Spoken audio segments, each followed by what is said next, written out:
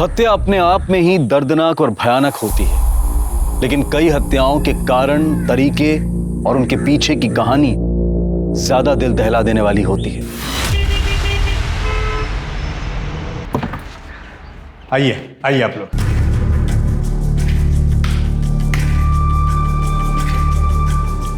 ये घर है, ये इस तरफ किचन है, बाथरूम होता है। वैसे पानी माशाल्लाह फुल आता है और वैसे इसका भाड़ा 5,000 रुपया है जो आपको एडवांस में देना पड़ेगा।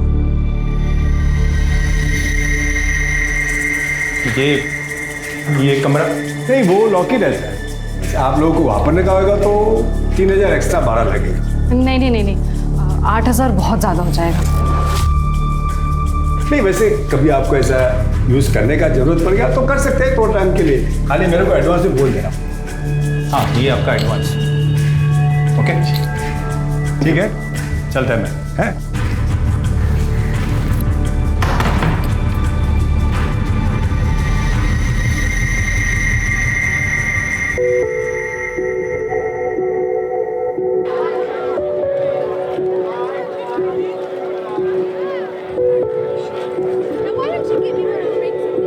अरे वो कहाँ उड़े जा रही है वृंदा, हमेशा पंख लगे रहते हैं तेरे।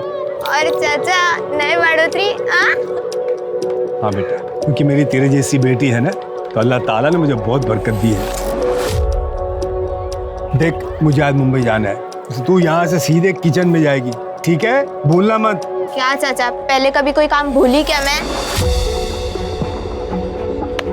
गलती हो गई मेरी अम्मा, आगे से नहीं बोलूंगा। जा अभी।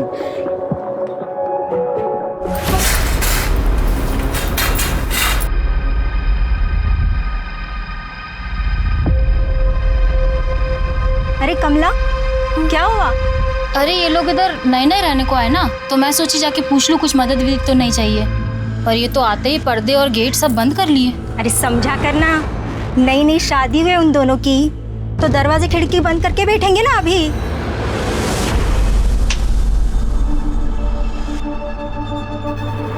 अगर तेल गर्म हो गया, डाल दे सारा उसमें। तेरा हुआ कि नहीं डालना है उसमें, गर्म हो गया तेल। चल जल्दी करो, सवेरे का टाइम है, सब आ जाएंगे भी टिफिन लेने। कितना हो गया इसका? काकी, मेरी टिफिन रेडी है ना? हाँ, पर तो इतना हाफ के रही है, रुक जा थोड़ा सा। नहीं, सांस लेने जाऊंगी तो उनको लेट हो जाएगा।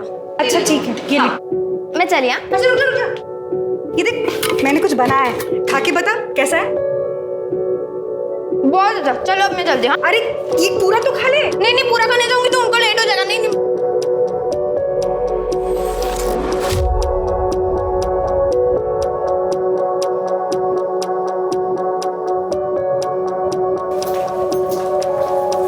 टिफिन। अरे सर, कहाँ भाग रही है? ये हाथ पीछे रख।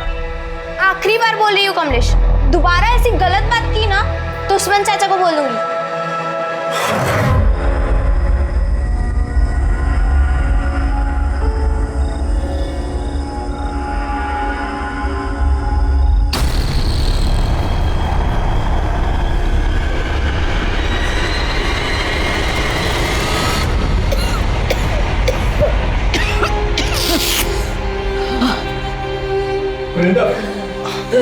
शुक्र है अल्लाह का, डॉक्टर साहब पहुंचे। नहीं बेटा, ऐसे रोते नहीं बेटा। देखो डॉक्टर साहब आ गए ना, वो तुम्हारी आई की टीबी ऐसे चुटकी बजाती ठीक कर देंगे। क्यों डॉक्टर साहब? हाँ, मैंने दवाई तो लिख दी है, जल्दी इनकी तबीयत ठीक हो जाएगी, चिंता मत कीजिए। ये आपकी फीस। जी शुक्रिया। भाभी जी, जब तक आप पूरी तरह ठीक नहीं होती, आप यहीं आराम करिए। वृंदा बच्ची है भाईजान, मैं बिस्तर पे पड़ी रहूंगी तो अकेले नौकरी, घर का सारा काम, खाना वाना सब कैसे करेगी? अरे भाभी जी, मैं किस मर्ज की दवा हूँ? वृंदा बेटा, 2 घंटे बाद आ जाना, राशन व खाना वगैरह ले जाना और दवाई भी दिलवा दूंगा, ठीक है? जी चाचा। भाईजान, आप ना होते तो हमारा क्या होता? पहले आपने वृंदा को नौकरी दे दी ताकि हमारा घर चलता रहे। आपका एहसान कभी नहीं चुका पाऊंगी। बेटा, आई का ख्याल रख, हैं? चलता है।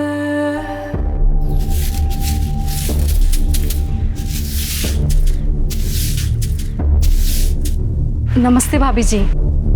नमस्ते। वो भाभी जी, आपसे एक छोटा सा काम था।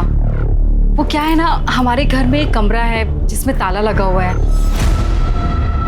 उस्मान भाई ने बोला था अगर यूज़ करना है तो हम वो खोल सकते हैं। उनसे फ़ोन पे बात हो गई है, पर उन्हें आने में थोड़ा टाइम लगेगा। अगर आप मेरे साथ आ जाती तो वो मैं कमरा खोल देती। वो क्या है ना, कल ऐसा ना लगे ना कि कोई चोरी वोरी हुई है या कोई गड़बड़ है। चल सर। Thank you.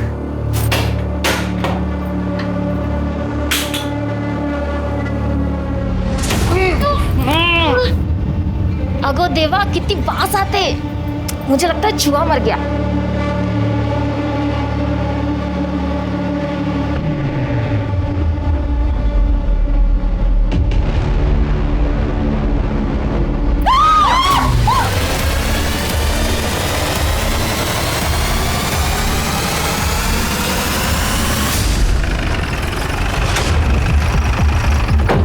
साहब वो अंदर, आप लोग यहीं रुकिए।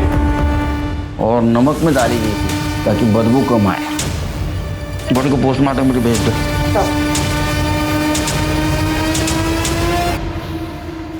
ये रहो, अंदर आइए आप लोग। जी साहब। घर तुम्हारा है? जी साहब। ड्रम आपका है? नहीं सर, वो तो हमारे यहाँ आने से पहले उस रूम में पड़ा था सर। हमें कुछ सामान रखना था, इसलिए फिर हमने इनको बुला लिया सब यहाँ, और फिर इनके सामने ही हमने ताला तोड़ा। हाँ साहब, ताला तो इन्होंने मेरे सामने ही तोड़ा था। ताला क्यों तोड़ा? क्योंकि साहब इस रूम की चाबी मेरे पास नहीं है, इसलिए मैंने इनको बोला था कि जरूरत पड़े तो आप ताला तोड़ दें। घर आपका है ना? चाबी आपके पास नहीं थी? शायद सिंधे फैमिली के पास होगी चाबी, क्योंकि जब वो खाली करके गए तो ताला लगा के गए थे साहब। वो कब गए? 2 महीने तो हो गए होंगे ना उस्मान भाई। हाँ, तो 2 महीने से खाली है घर? अरे नहीं साहब, वो शिंदे फैमिली बहुत शानी निकली साहब। उनका 2 महीने का भाड़ा बाकी था जब वो घर छोड़ के चले गए, वो तो दिया नहीं। और जब मैं 15 दिन के लिए वर्धा गया तब उस बात का फायदा उठाकर मेरा घर उन्होंने काले फैमिली को भाड़े पे दे दिया बिना मेरे को बोले। और शिंदे फैमिली का तो कहीं पता ही नहीं है साहब। और कुछ दिन पहले वो काले फैमिली भी साहब ये घर छोड़कर चले गए। तब से लेके इन लोग के आने तक ये घर खाली पड़ा था साहब, अल्लाह गवाह है।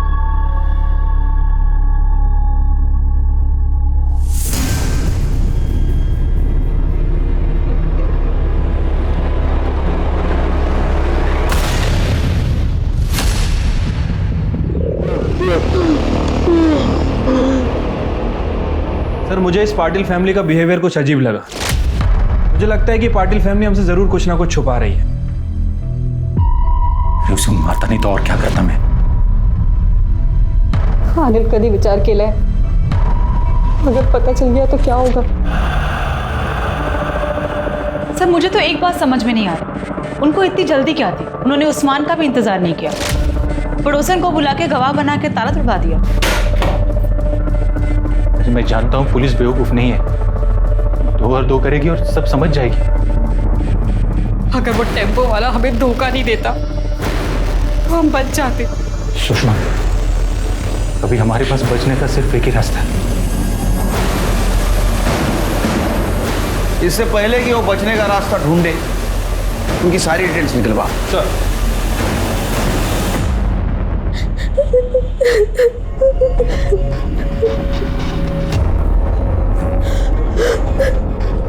वृंदा,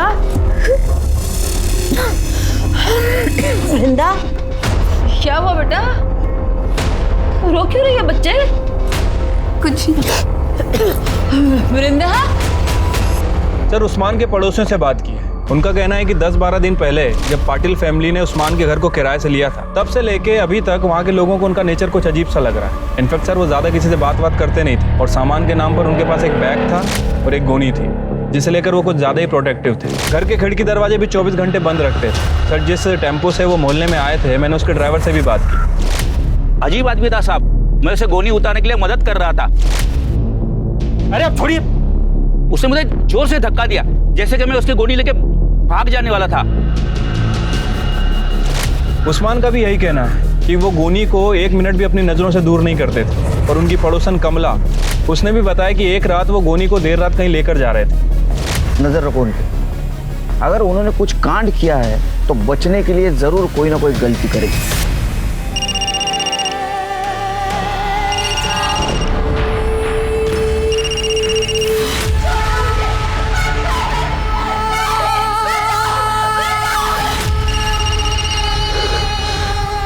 वृंदा, वृंदा, वृंदा, देख क्यों नहीं रही किसका फोन है?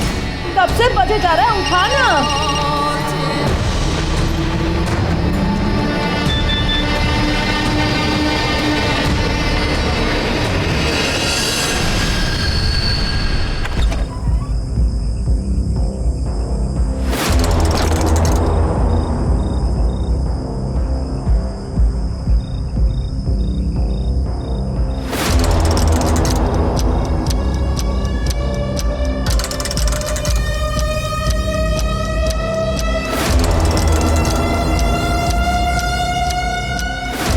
पीछा कर रहा है। साहब साहब साहब कुछ खाने के लिए दो ना साहब। साहब तब से कुछ खाया नहीं है साहब। साहब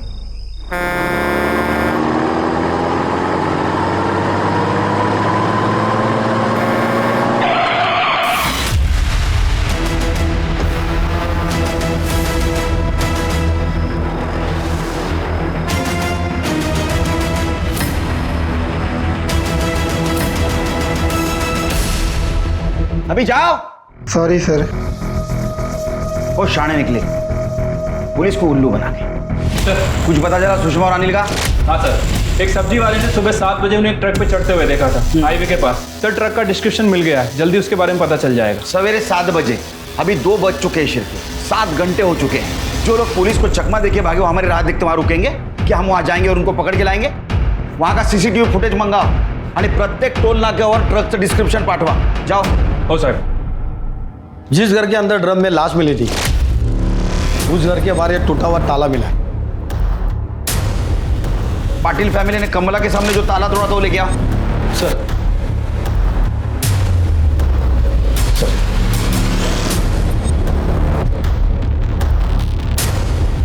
हमारा शख्स सही निकला शिरके। पाटिल फैमिली ने कमला के सामने जो ताला तोड़ा था एक नाटक था। असल में वो पहले ही एक ताला तोड़ चुके थे।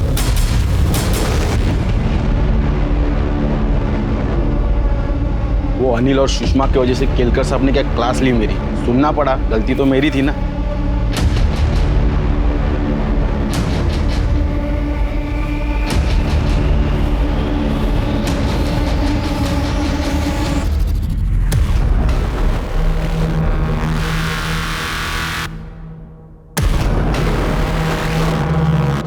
सर जो बॉडी हमें ड्रम में मिली थी उसकी पीएम रिपोर्ट आ गई है। लड़की की बॉडी है सर, उम्र 23 से 24 साल। बॉडी पर चाकू जैसी किसी चीज से 7 बार वार किया गया था। मौत का एग्जैक्ट टाइम तो नहीं बताया जा सकता, लेकिन एस्टिमेटेड टाइम 45 से 60 दिन के बीच का है। इसका मतलब शिरके ये जो मर्डर हुआ ये जून लास्ट वीक या जुलाई 2nd वीक में हुआ। और ये भी पॉसिबिलिटीज है कि उस्मान के घर में जो औरत की लाश मिली पाटिल फैमिली के पहले जो किराएदार रहते थे उनमें से किसी की हो। साहब पाटिल से पहले काले फैमिली उधर रहती थी। हलवला कुवत साहब और रवि काले, उसकी बीवी, उनका बेटा प्रेम, पल्लवी का पति। साहब तीनों मिलके पल्लवी की जो हालत करते थे, बहुत बुरा बर्ताव करते थे। साहब मेरे घर में शिफ्ट होने से पहले काले फैमिली वहीं आसपास में कहीं रहती थी, लेकिन उनके मकान मालिक की बेटे की शादी थी तो उनको घर चाहिए था शायद। और इधर वो शिंदे जो था तो मेरा घर छोड़ के भागने की तैयारी में थे, तो उसने बिना मेरे को बोले काले को मेरे घर में भाड़े पे रख दिया। जब मैं वर्धा से वापस आया मैं काले फैमिली से मिलने गया। मैं तुम्हारे हाथ जोड़ता हूँ, ये केस वापस ले लो। देख बहू, गलती हो गई हमसे, माफ कर दे। मैं तेरी माँ की उम्र की हूँ, तुझे अच्छा लगेगा इस उम्र में मैं कोर्ट कचहरी के चक्कर लगाऊं? हाँ बोला ना। कान फूट ले तुझे? आई बाबा क्या बोल रहे, सुनाई नहीं दे रहा तुझे? नहीं बाबा, गलती हमारी है। ये प्यार से नहीं, ये मार से माने। अरे अंदर करवाएगा सबको। लेकिन बाबा चुप बैठ, सुना नहीं वो पुलिस वाली क्या बोल कर गई? आई बाबा की वजह से तू बच गई, वरना मैं अभी के अभी तुझे जिंदा गाड़ देता, समझे?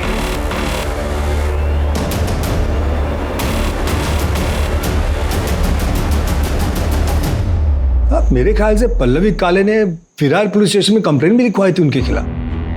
हाँ सर, पल्लवी ने 2 महीने पहले कंप्लेंट लिखवाई थी।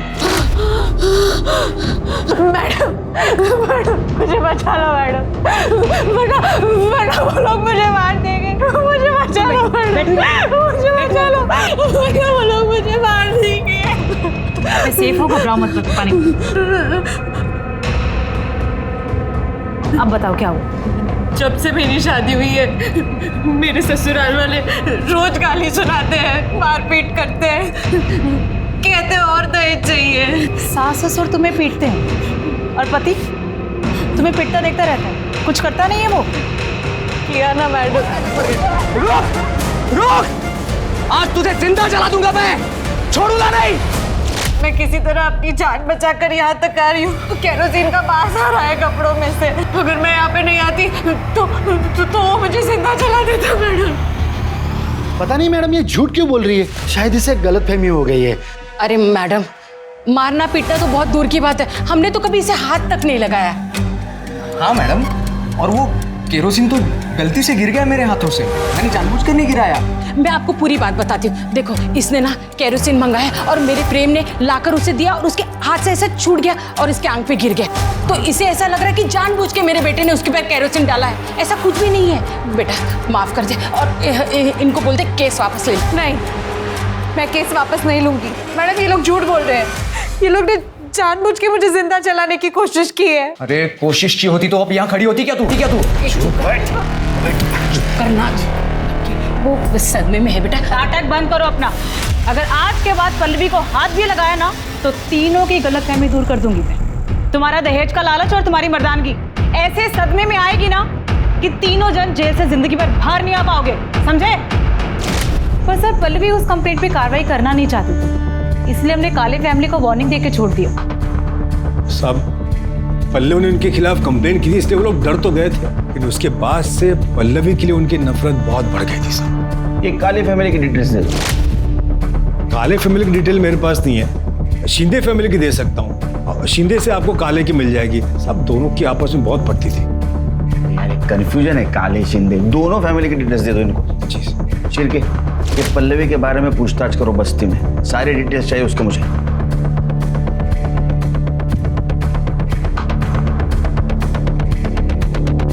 जब एक मर्द औरत को सारे बाजार में नंगा करता है ना, तो सोचो क्या होता है। बेचारी पल्लवी के साथ भी एक दिन ऐसे हुआ था।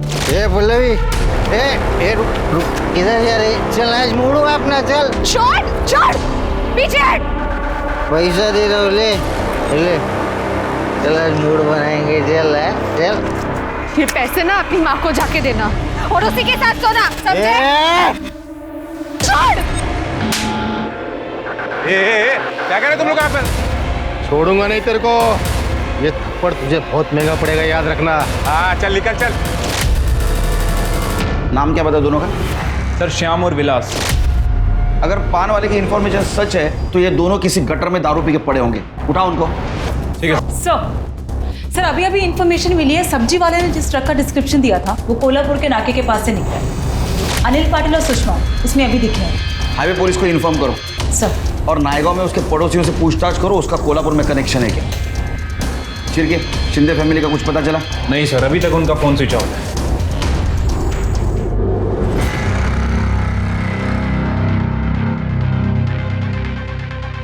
सर एक हरकत नसेल तर विचारू का? तुम्ही 4 चमचे साखर का खाता? क्योंकि 4 चम्मच शक्कर की चाय दिमाग की बत्ती जलाए। सर ये लड़की मुझे बहुत अजीब सी लगती है। कुछ दिन पहले भी आई थी सर, लगता है कुछ कहना चाहती थी लेकिन अचानक भाग गई। तुम्हारे दिमाग की बत्ती नहीं चली? इसे कुछ पूछना जरूरी नहीं समझा तुमने? हो सकता है इस मर्डर के बारे में कुछ जानती हो, हमें कुछ बताना चाहती हो। लेके आओ उसे। जी सर।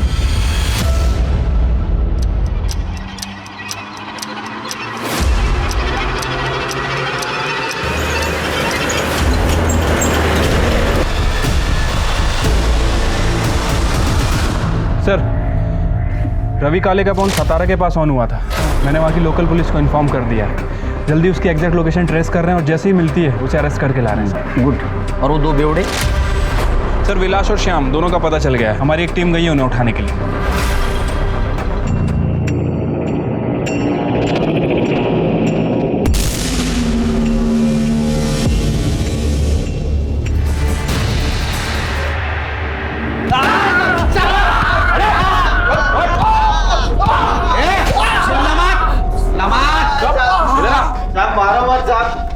हमने कुछ नहीं किया साहब। साहब मत मारो साहब, हमने कुछ नहीं किया साहब, कसम से। पल्ले के ऊपर नजर थी ना तुम्हारी, उसने भरे मार्केट में थप्पड़ मारी थी तुम लोगों को।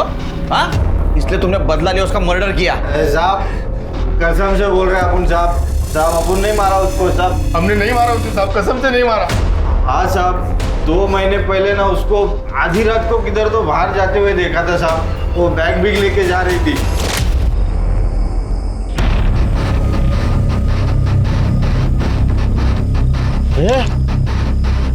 ये वही है ना जिसने मेरे को थप्पड़ मारा था, ये देख वही है वो।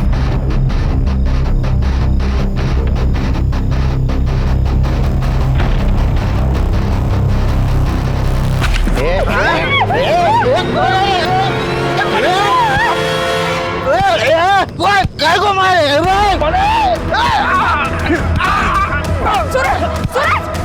नहीं, छोड़ो, जाने दो, हम चलते हैं, चलो। सूरज, ये सूरज कौन है? वो साहब वो भाजी वाला है साहब, वो अपने बस्ती में वो भाजी बेचता था। सब अपने को बाद में मालूम पड़ा कि उसका और पल्लवी का लफड़ा है करके। मेरे को तो लगता है पल्लवी उसके साथ ही भाग गई होगी साहब, क्योंकि वो सूरज भी गायब है तभी से साहब। क्या डेट क्या थी? साहब तब इतना मालूम है कि वो जून महीने का आखिर था या तो फिर जुलाई का शुरू में था। फिर क्या? ये सूरज का नाम लेके हमको गुमराह करने की कोशिश कर। इन दोनों ने पल्लवी के साथ रेप किया, बाद में उसका मर्डर किया। दारू उतरेगी ना सब बोलोगे तुम। करने नींबू पानी पाता का आता नहीं पाजा। सिरके, अगर सच में उस दिन पल्लवी सूरज के साथ बाहर गई थी तो ये बॉडी पल्लवी की नहीं किसी और की हो सकता है। आप सही कह रहे हैं सर, हो सकता है ये बॉडी मिताली की हो। मिताली कौन? सर केशव शिंदे की बहू, जो कि काले फैमिली से पहले उस घर में रहती। सर सुरिंदा भोयर नाम की एक औरत है जो कि बस्ती में कम्युनिटी किचन चलाती है और उसका मालिक उस्मान। उसने बताया कि पल्लवी और मिताली एक दूसरे को बहुत अच्छे से जानते हैं और उसने ये बताया कि मिताली अनाथ थी, वो बेवड़े प्रशांत से शादी कर ली उसने प्यार में पड़कर। झाड़ू कटका करके उसके सारे घर वालों का पेट पालती थी वो, लेकिन उसके ससुराल वाले बहुत ही परेशान करते थे उसको। ये क्या लड़ रही है? अरुला, चल निकल। ये इधर बस्ती के पास ही एक बैचलर लड़का है, उसके घर पे झाड़ू कटका करती थी। उसका नाम था कुछ मिलिंद वैद। बहुत ही कमीना लड़का था वो। घर का काम करके उसको 15,000 मिल जाता था और उतना चल जाता है उसको। फिर एक दिन उस मिलिंद ने उसके ऊपर जबरदस्ती किया।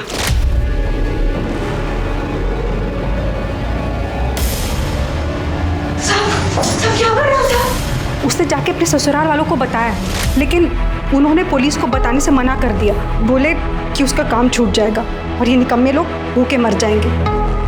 ये बात जब मिलिंद को पता चली, उसमें तो और हिम्मत आ गई। अगले ही दिन उसने और 3 दोस्तों को बुलाया और उसके साथ गलत काम किया। गलत काम करने के बाद उन तीनों ने उसको अलग अलग पैसा दिया। फिर मिताली ने भी सोचा कि कहाँ खाली फुकट ये झाड़ू कटका करने का, तो उसने धंधा करना शुरू कर दिया। घर वालों को बोलती थी घर का काम करने जा रही है, लेकिन धंधा करती थी वो। फिर एक दिन उसको अपने ही ग्राहक आकाश से प्यार हो गया। उसने पल्लवी को भी बोला कि इस काम में लग जाए, लेकिन पल्लवी भड़क गई। खबरदार जैसी घटिया बात मेरे को दोबारा बोली है तो, और तू भी ये घटिया काम छोड़ दे, वरना तेरे ससुराल वालों को जाके बोल दूंगी और फिर तुझे घर जाके मुंह खोलेगी ना तो काट दूंगी तुझे। फिर पता नहीं पल्लवी ने बोला या किसी और ने बोला, लेकिन उसके घर वालों को पता चल गया कि मिताली काम नहीं करती, धंधा करने जाती है।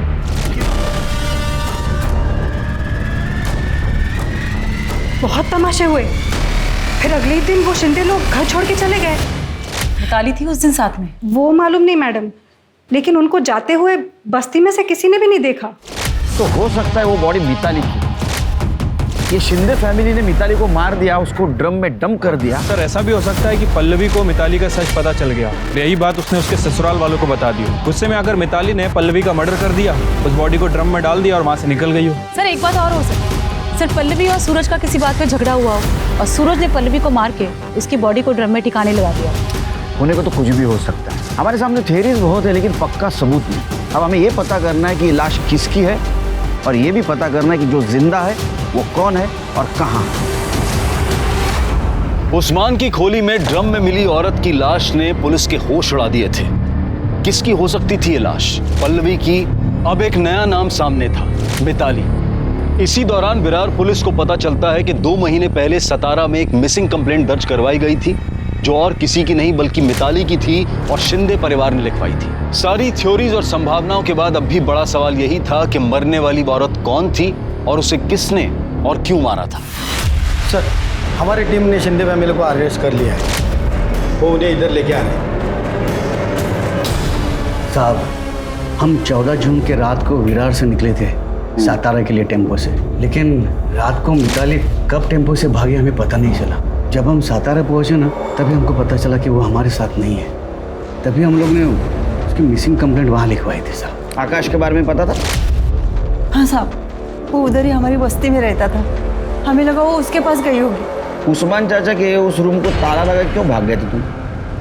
नहीं साहब, हम लोग भागे नहीं थे, उल्टा हमारा ही कुछ सामान वहाँ पड़ा हुआ था। क्या बताऊँ साहब आपको, हमारा बेटा परेशान, उसकी शराब की लत छुड़वाने के लिए हम उसे सातारा लेके गए थे, लेकिन 15 दिन पहले उसकी मौत हो गई और उसके अंतिम कार्य के लिए हम लोग वहाँ रुके थे साहब।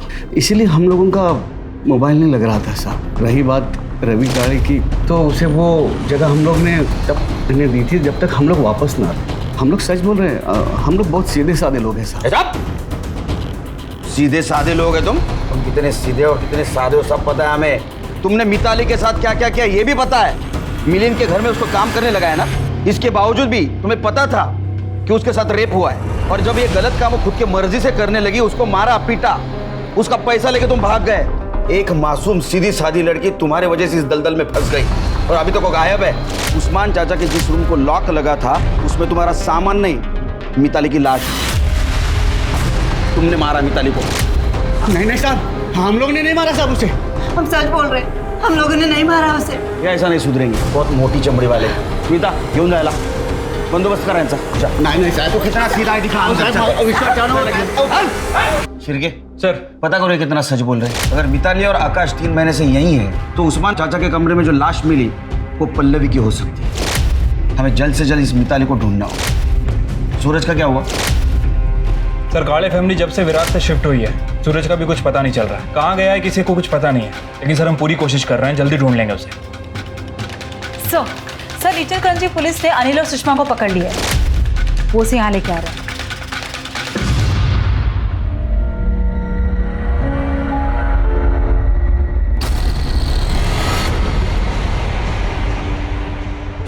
मैं और सुषमा पालघर में रहते हैं। हाँ? पालघर में मैं और सुषमा पड़ोस में रहते। हाँ। सुषमा की शादी सर वो अजीत जयकर नाम के गुंडे से हुई थी। हम दोनों एक दूसरे से बहुत प्यार करते थे, इसीलिए हमें डर भी लगा रहता था कि ये बात अगर इसके पति को पता चल गई तो वो क्या कर देगा सर। इसलिए फिर हम दोनों ने सर कोल्हापुर भाग जाने का फैसला किया। 3 अगस्त की रात को सर ये अपने सास के सारे जेवर लेके मेरे पास आई और फिर हम लोग कोल्हापुर जाने के लिए टेम्पो ढूंढने के लिए मंडी में गए। भाऊ, कोल्हापुर के लिए टेम्पो तो अभी 15 मिनट पहले ही निकला, और अब अगला मिलना मुश्किल है। ये किसका टेम्पो है? मेरा है।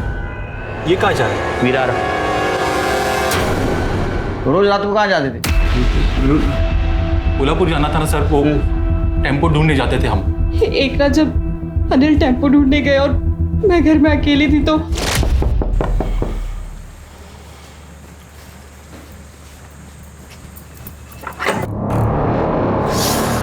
यहाँ छुप के बैठी है तू, और तेरा यार किधर है? बुला उस। आज तुम दोनों का खेल खत्म कर देता हूं मैं। उसके पहले ना मुझे मेरे पैसे और जेवर चाहिए जो तू चुरा के भागी। बॉल किधर रखे?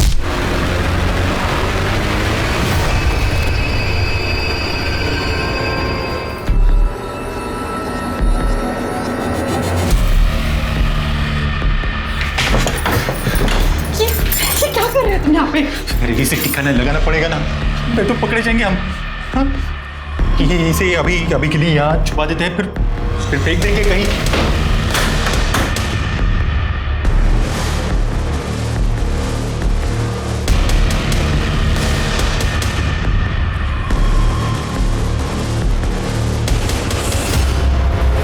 साहब उस रूम में तो पहले से एक लाश थी साहब, हम दोनों को लगा कि हम दोनों फंस जाएंगे।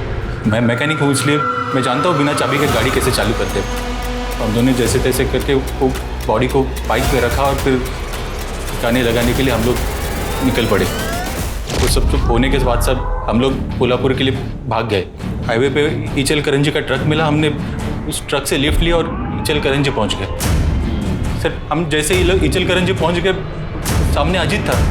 हम दोनों तो डर गए कि ये जिंदा कैसे बचा, लेकिन वहाँ के लोगों ने उसे पकड़ लिया और पुलिस के हवाले कर दिया। और वो उधर इचलकरंजी पुलिस स्टेशन के कस्टडी में, और तुम्हारे ऊपर अजीत के अटेम्प्ट टू मर्डर का चार्ज लगा। सर जंगल में एक लाश मिली।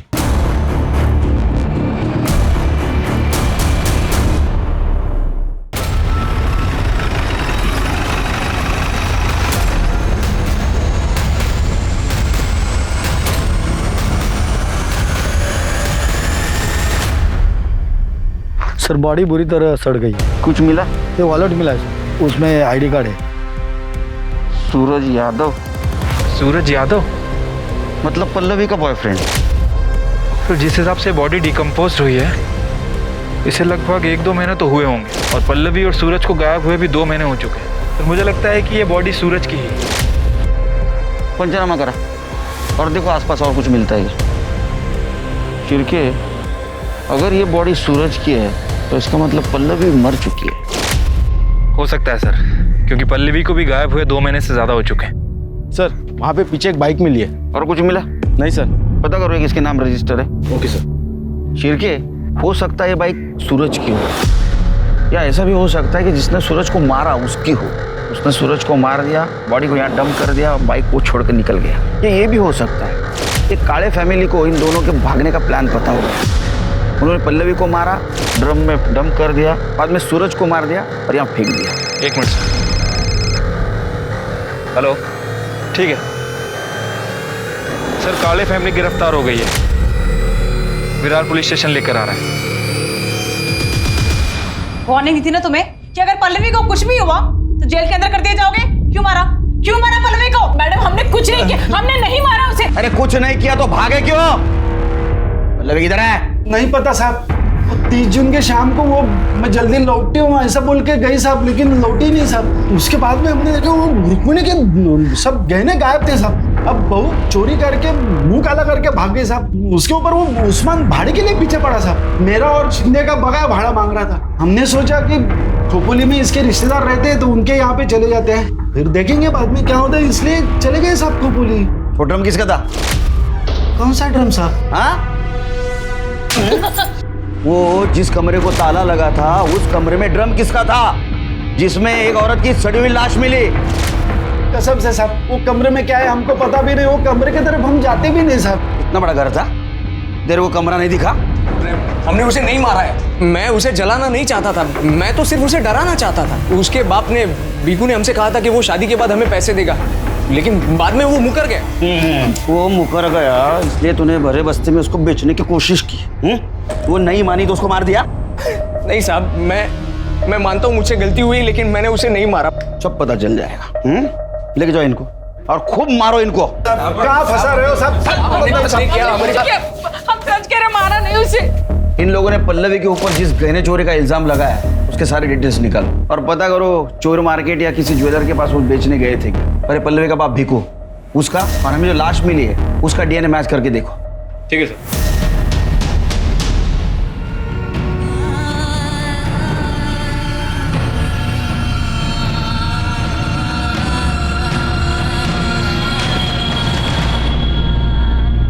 काफी कोशिशों और मेहनत के बाद आखिरकार विरार पुलिस को लगने लगा कि वो सही दिशा में आगे बढ़ रहे हैं। पल्लवी के पिता भीकू का डीएनए ड्रम में मिली लाश के डीएनए से मैच कर गया, जिसका अर्थ ये हुआ कि ड्रम में मिली लाश पल्लवी की थी। और साथ ही ये भी साबित हुआ था कि मौका वारदात पर मिली मोटरसाइकिल सूरज की थी। पल्लवी और सूरज का मर्डर हुआ था, ये प्रूव हो चुका था। और इसी दौरान पुलिस को एक और डेड बॉडी मिली जो पुलिस की मुश्किलें और बढ़ाने वाली थी। फिर के 14 जून को शिंदे फैमिली विरार से शिफ्ट हो चुकी और 30 जून तक पल्लवी जिंदा थी। इसका मतलब पल्लवी के मर्डर में शिंदे फैमिली का कोई हाथ नहीं। दूसरी सस्पेक्ट है काले फैमिली जो हमारे कस्टडी में। एक और सस्पेक्ट है मिताली शिंदे। हो सकता है अपने बॉयफ्रेंड आकाश के साथ कहीं हो लेकिन उसकी हमें इन्फॉर्मेशन नहीं। साहब मैं वही बताने के लिए इधर आई है। मैं ही हूँ मिताली शिंदे और मैंने पल्लवी को नहीं मारा है। तुमने कुछ किया नहीं तो यहाँ आने में इतनी देर क्यों लगा दी? इंसान हूं ना साहब, पहले खाली खुद के बारे में सोचा, पर लगा पल्लवी को भी न्याय मिलना चाहिए। बहन जैसी थी वो साहब मेरी। साहब खाली पल्लवी को मालूम था कि मैं प्रशांत के फैमिली को छोड़ के विरार वापस आ चुकी हूँ और आकाश के साथ उसकी बीवी बन के उसके साथ में रह रही हूँ। घूंघट डालती थी तो बस्ती में कोई पहचाना नहीं मेरे को। कि पल्लवी ने बताया था 30 जून को भाग के जाने वाली है? वो जल्दी में थी तो ज़्यादा बात नहीं करी, पर उस दिन मिली थी वो मुझे। सूरज कहाँ है? सूरज को मैंने उस्मान चाचा के उधर बुलाया है, उधर से हम दोनों साथ में जाएंगे। और मैं भी अभी उस्मान चाचा के उधर ही जा रही हूँ। उस्मान चाचा बोले थे कि वो मदद करेंगे। सब पल्लवी कुछ मदद चाहती थी मेरे से। वो 30 तारीख को शाम को आने वाली थी, पर मालूम नहीं क्या हुआ, वो आई नहीं। और ये सूरज यादव? वो भी नहीं आया साहब। मैंने दोनों को फोन भी मिलाया तो दोनों का फोन स्विच ऑफ आ रहा था। बाद में दूसरे दिन मालूम गिरा कि पूरा फैमिली घर छोड़ के चला गया है। आपने बात पहले क्यों नहीं बताई? लगा कि इस बात का इसके इससे क्या लेना देना साहब। कौन सोच सकता है साहब कि उस ड्रम में पल्लवी की लाश होगी। मुझे लगा वो सूरज के साथ हंसी खुशी जिंदगी बिता रही होगी, लेकिन साहब वृंदा के साथ जो हुआ बहुत गलत हुआ। वृंदा मेरी बच्ची जैसी थी।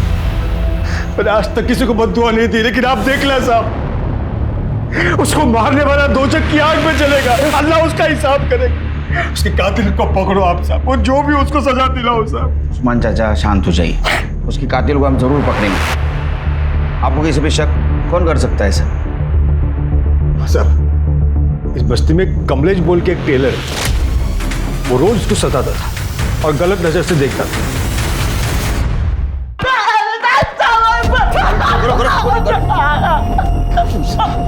क्या कह रहे हो के साथ? क्यों मारा उसको? साहब मैं सच बता रहा हूँ, मैंने कुछ नहीं किया साहब। फिर झूठ बता फिर। सब सोना चाहता था मैं उसके साथ, पर सब मैंने उसको हाथ भी नहीं लगाया। कसम सर मैंने कुछ नहीं किया सर। कुछ नहीं किया? कर दे इसको, तब तक तोड़ो जब तक ये सच न बोले। नहीं साहब, मारो उसको। नहीं साहब मैंने कुछ नहीं साहब।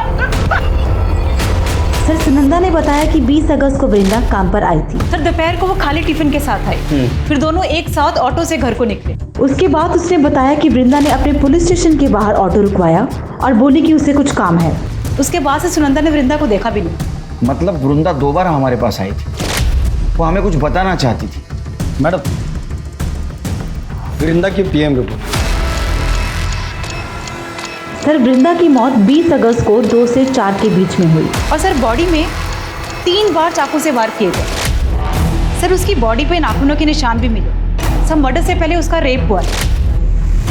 कहीं वो अपने बारे में तो बताना नहीं चाहती थी। तुमसे बहुत बड़ी गलती हो गई तृप्ति, बहुत बड़ी गलती। सर काले फैमिली के घर से जो ज्वेलरी चोरी हुई थी उनका पता चल गया सर। सर आप गैस भी नहीं कर सकती कि ज्वेलरी चोर बाजार में किसने बेची थी। शिरके मैं रिलैक्स मूड में नहीं हूं। साफ साफ बता।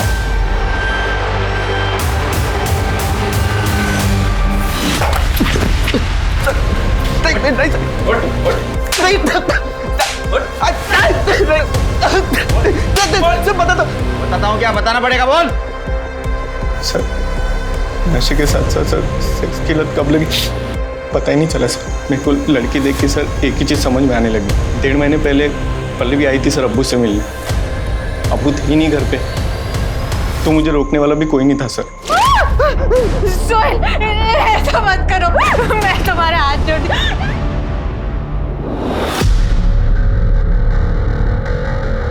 मैंने जो कुछ किया अपनी औलाद को बचाने के लिए किया। ये तेरे फालतू बेटे को बचाने के लिए तूने मासूम लोगों की जान ली। तेरे को तब समझ में नहीं आया वो भी किसी की औलाद है। मुझे मालूम था कि काले फैमिली मेरा घर छोड़ के भाग चुकी। उसके बाद सूरज की लाश को भी मैंने उसी सूटकेस में डाला और जंगल में जाके फेंक दिया और उसकी मोटरसाइकिल को भी वहीं ठिकाने लगा दी। वृंदा को क्यों मारा? मारना पड़ा साहब। क्या? इसकी वजह से मुझे मालूम था इसको नशे के साथ साथ औरत की भी लत लग गई है। इसलिए मैं रोज खुद इसको घर पे धंधे वाली औरत बुला के देता था लेकिन उस दिन मैं भूल गया। गलती से मैंने वृंदा को घर बुला लिया राशन और दवाई के पैसे लेने के लिए, लेकिन मैं घर लेट पहुंचा और ये घर पे अकेला था। उस्मान चाचा, उस्मान चाचा, अरे मेरे को बुला के कहाँ चले गए? ये सब तेरे को पता था, फिर भी तू चुप बैठा ना। वृंदा मेरे को बताई थी साहब, मुझे सुहेल पे बहुत गुस्सा था, लेकिन वृंदा पुलिस में जाएगी ये सोच के मैं डर गया था। इसलिए मैंने उसको वो वीडियो बताया जो सुहेल ने बनाया था उसका, और बोला कि अगर तू पुलिस में जाएगी तो मैं तेरे को बदनाम कर दूंगा। सुहेल को वृंदा पसंद आ गई थी, वो जब मन करता उसको मैसेज करके बुला लेता, उसके साथ जबरदस्ती करता था, और तब वृंदा का भी गुस्सा बढ़ते जा रहा था। मैंने वृंदा को पुलिस स्टेशन के बाहर देखा और मैं डर गया। मैं उसके पास गया और मैंने बोला उसको, वृंदा बेटा तेरी आई की तबीयत बहुत खराब है, तू यहाँ क्या कर रही है? क्या हुआ? बेटा डॉक्टर ने उन्हें हॉस्पिटल में एडमिट करने को बोला है, तू चल मेरे साथ, मैं तुझे ले चल। फिर मैं उसको एक सुनसान जगह पे ले गया और क्या हुआ उस्मान चाचा? बेटा तुझसे एक बात करनी है। जी कहिए ना। समाज कार्य करता है ना तू। ये झूठी समाज सेवा करने के बजाय तुम्हारे फालतू लड़के को सुधारते ना तो बहुत समाज सेवा होती। तो समझा रहा हूं मैं। सिरके लेके चलो इन दोनों को। चल रहे। आज का एक ये सबक है उन सभी माता पिताओं के लिए जो अपने बच्चों की गलतियां छुपाते हैं, उन पर पर्दा डालते हैं और उन्हें ही नहीं खुद को भी अपराधी बना लेते हैं। देखते हैं हमारे आज के एपिसोड की दूसरी कहानी।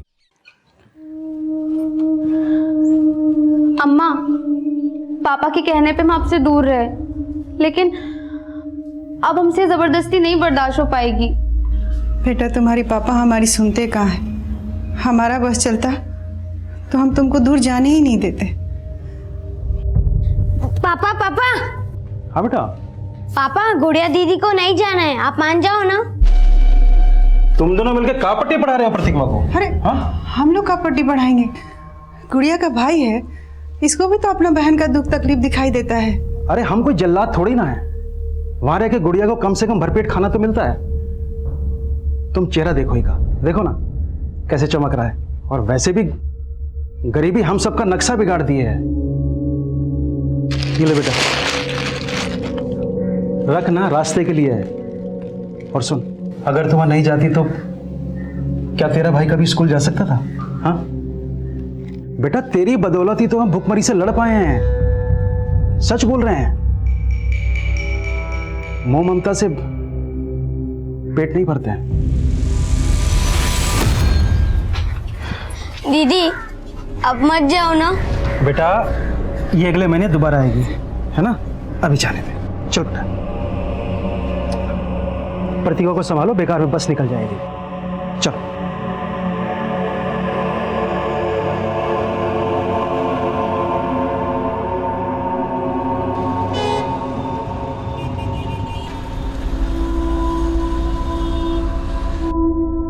चलो देव्यांश, अब जल्दी से अपना नाश्ता फिनिश करो। नहीं, मुझे नहीं खाना ये, मुझे नूडल्स खाना है। नूडल्स बनाने का टाइम नहीं है मेरे पास, यही खाना पड़ेगा। चलो खाओ। दीदी आप आ गई, मुझे नूडल्स खाना है। नमस्ते मैडम। नमस्ते भैया। थैंक गॉड गुड़िया तुम आ गई। दिव्यांश को तो तुम्हारी आदत ही हो गई है, मेरे हाथ का बना तो नाश्ता भी नहीं करता ये। अरे ब्रजेश कैसे हो? नमस्ते मालिक, बस कृपा है आपकी। ब्रजेश भैया, गुड़िया के बिना तो हमारा घर ही अधूरा है। गुड़िया ने भी हमको बताया कि कैसे एक माँ के जैसा ख्याल रखती हैं आप इसका। नीता मैं जा रहा हूँ, नाश्ता करवा के भेजना। नहीं साहब, हमारी बस का टाइम हो रहा है, बस हमारा काम हो जाता तो। ओह हाँ हाँ, पकड़ो।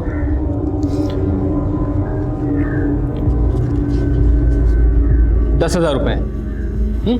कुछ और ज़रूरत हो तो फ़ोन कर लेना मुझे। धन्यवाद मालिक। बाय। ले बेटा, पकड़। मेहनत से काम करना बेटा। चलते हैं। नमस्ते। नमस्ते। हैप्पी। गुड़िया जैसे बच्चे हम रोजाना अपने आसपास देखते हैं। होश संभालते ही उन्हें यह सिखा दिया जाता है कि उनका बचपन खेल खिलौनों के लिए नहीं बना, शिक्षा उनकी बुनियादी जरूरतें पूरी नहीं कर सकती, उन्हें शिक्षा से वंचित कर दिया जाता है। बहुत छोटी उम्र में ये बच्चे इतने बड़े हो जाते हैं कि 2 वक्त की भूख इनका भविष्य निकल जाती है। लेकिन गुड़िया अब अपनी उम्र के उस पड़ाव पर थी जहां बच्चे खुद अपना भविष्य बदलने की ठान लेते हैं। हम गुड़िया, हम कुछ रोज पहले ही 18 साल के हुए। अब हम बालिग हैं। हम वोट भी डाल सकते हैं और अपना जीवन साथी भी खुद ही चुन सकते हैं। हम एक लड़के से प्यार करते हैं, पर हमारे पापा जबरदस्ती हमारा शादी एक अपंग आदमी से कर रहे हैं। हमारे साथ नाइंसाफी हो रही है। हमको कुछ हो गया तो हम मरना नहीं चाहते। हमको अपना भाई और माँ के लिए जीना है।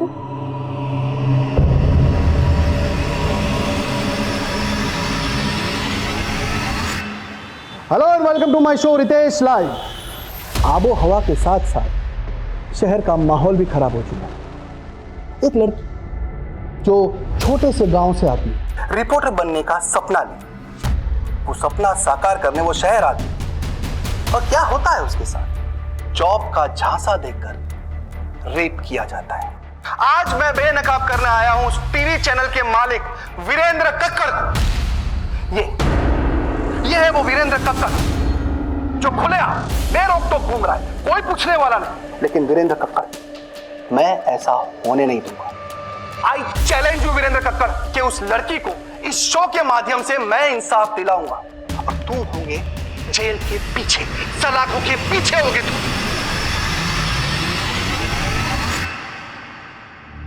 I'm so sorry, I'm late. बोलो सुजाता, मेरे पास ज़्यादा वक्त नहीं है।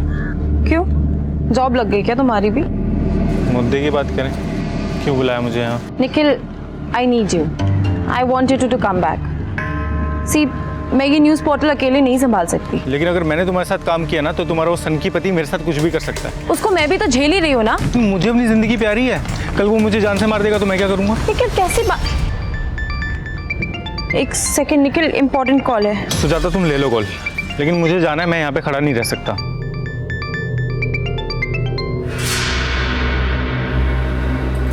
कैसी हो सुजाता? आपने मेरा हाल चाल पूछने के लिए तो कॉल नहीं किया होगा ना वीरेंद्र सर? ये एटीट्यूड इसलिए तो नहीं कि तुम्हें रितेश की बीवी होने का गुरूर हो गया? पहचान तो मुझे तब भी नहीं मिली सर जब मैंने आपके साथ काम किया था, और ना ही मैं चाहती हूँ कि लोग मुझे रितेश की वजह से पहचाने। देखो सुजाता, तुम्हारा एम्बिशन मझधार में है और तुम्हारा पति ओवर एम्बिशियस है। मुझे बदनाम करने की कोशिश कर रहा है, उसे वहीं का वहीं रोक दो, मैं तुम्हारा कोई ना कोई फायदा करा दूंगा। हम मियाँ बीवी जरूर हैं सर, पर वो एक अलग कश्ती पे सवार है। मैं नहीं रोक सकती अब उसे।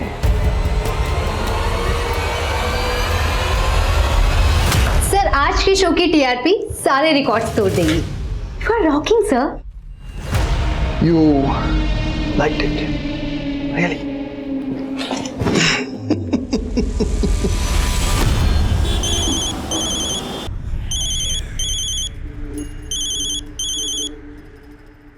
हाँ ब्रजेश बोल। मालिक, गुड़िया कहाँ है? तुम्हारे पास ही तो भेजा उसे। क्या मजाक कर रहे हैं मालिक? सुबह से बस अड्डे पर खड़ा हूँ। लखनऊ से आने वाली 4 बसें गुजर चुकी हैं। अरे तुमने ही तो कहा था उसे बस में बिठा दूं, तो बिठा दिया। अब मेरा दिमाग क्यों खराब कर रहे हो? अम्मा, गुड़िया दीदी ने कहा था इस बार वो आएंगी तो मुझे साइकिल दिलवाएंगी। अरे पहले उसको घर तो आ जाने दो। शोभा, शोभा, गुड़िया आई क्या? अरे ये क्या कर रहे हैं आप? आप ही तो गए थे उसको बस अड्डे से लाने। शोभा, गुड़िया खो गई है, उसका कहीं पता नहीं चल रहा है। क्या कह रहे हैं हम?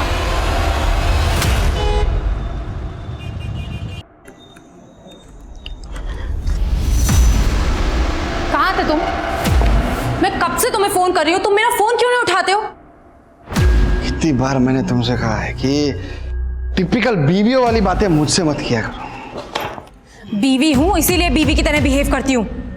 फिक्र होती है मुझे तुम्हारी सिक्योरिटी की। और तुमने क्या किया आज शो पे? वीरेंद्र पर रेपिस्ट का टैग लगा दिया। और तुम ये क्यों भूल जाते हो बार बार कि तुम एक न्यूज रिपोर्टर हो? तुम्हारा काम है न्यूज सुनाना, वर्डिक्ट देना नहीं। तो तुम्हें क्यों मिर्ची लग रही थी? पुराने रिलेशन याद आ गए क्या? I'm telling you, mind your tongue. अगर मैंने तुम्हारे रिश्तों के बारे में बात करना शुरू कर दिया ना तो सुन नहीं पाओगे तुम। क्या बोलोगी तुम? क्या बोलोगे तुम? हाँ, मैं सुनाता हूँ। अभी अभी एक लड़की के साथ सो कर आया हूँ। ये देख रही हो, ये तुम्हारी जगह है। चलो हटो हटो।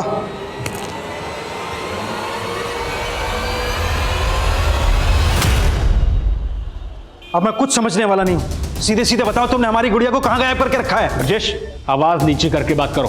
पहले तो उसे लेने आए नहीं, अब वो खो गई है तो यहाँ कर बकवास कर रहे हो। बकवास आप कर रहे हैं। आपने उसे किसी बस में चढ़ाया ही नहीं है। अरे मैं तुम्हें कितनी बार समझाऊं कि मैं खुद उसे गोरखपुर की बस में बिठा कर आया था। हाँ चलो बैठ जाओ, पीछे बैठना भाई। सुन, आ जाओ। ये लड़की गोरखपुर जाएगी, सीट खाली है? हाँ साहब, बहुत सीट खाली है। सुन, ये लड़की ना अकेली जाएगी तो थोड़ा ध्यान से लेके जाना। अरे कोई दिक्कत नहीं, चलो बिठा देते हो। तुम्हारा फोन आने के बाद मैं खुद जाके उस बस के कंडक्टर से मिला। उस कंडक्टर ने मुझे बताया कि उसने गुड़िया को गोरखपुर बस स्टैंड उतार दिया था। अब तुम यहाँ खड़े होकर ड्रामा मत करो। तुम्हें तो छोड़ूंगा नहीं, बता रहा हूँ। मेरा कॉलर पकड़ता है मुझे, तो मैं अंदर कराऊं। अंदर तो मैं तुम्हें करवाऊंगा। जा रहा हूं मैं भी पुलिस के पास, समझे? जाना तो अब ये क्या मुसीबत आ गई अचानक से? अरे ये गुड़िया के लालची बाप की कोई चाल है, हमसे पैसे ऐंठना चाह रहा है ये। Hello and welcome to my show Ritesh live. एक आरोपी, एक रेप का आरोपी मुझे धमकी दे रहा है।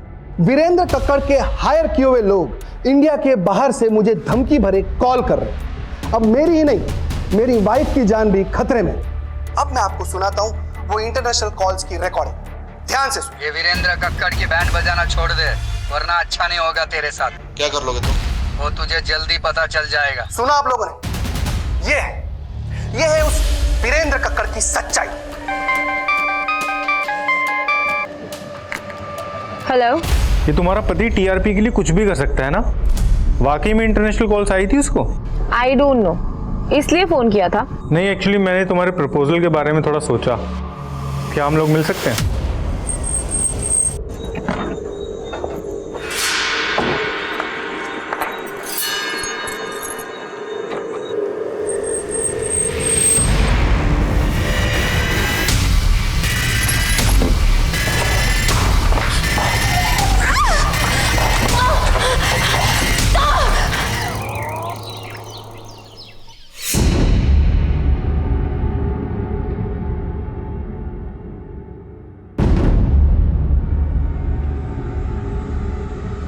गुड़िया,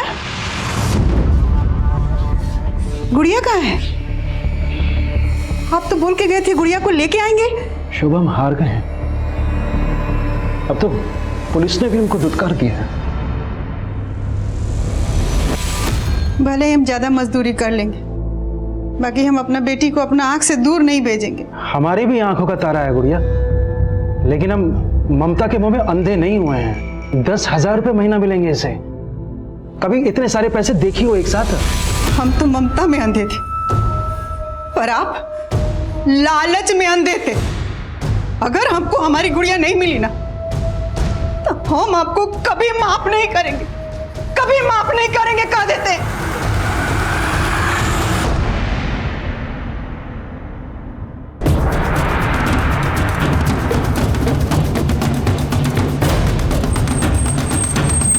तिवारी, बाहर सीसीटीवी चेक करो, मॉनिटर्स कहाँ हैं? सब।